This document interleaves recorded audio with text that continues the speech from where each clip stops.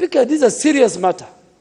The president and the country, the National Security Council, created a lockdown for 3 counties: Nairobi, Mombasa, Kwale, and Kilifi, notwithstanding the caliber and the status of the person. Speaker, we cannot lock the people of Mombasa not to come to Nairobi, or vice versa, and allow members of parliament to come from either Kilifi or Mombasa or Kwale, Mr. Speaker. And I have nothing against it.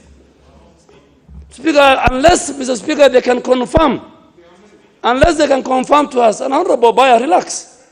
Unless they can confirm, Mr. Speaker, to you that during the lockdown, since then they were in Nairobi. But Mr. Speaker, if they have just come from the Honorable Member for Nyali, the Honorable Member for Kilifi North, the Honorable Member for Mvita, and others, if they have just left Mombasa or Kilifi or Kwale, Mr. Speaker, this is a house that makes laws. That is why we have I've just tabled all the regulations from the National Security Council, even concerning the curfew. Speaker, we need your guidance. That we are not different from the rest of other Kenyans who live in Mombasa. So, Mr. Speaker, give us direction whether Honorable Abdul Samad, member from Vita, Honorable Muhammad Ali of Nyali, and the rest, to confirm to you, because right now we had issues of age.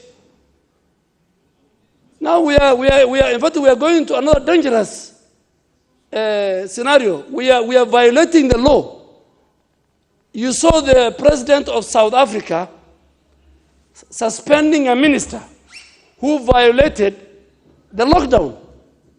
Speaker, we can't allow members of parliament to violate that. So, Mr. Speaker, as we start business, I think for those of us who want to follow the law and who want to make sure that there's safety and there's health, I'm not saying my colleagues have issues, but you know, it should look tidy and neat.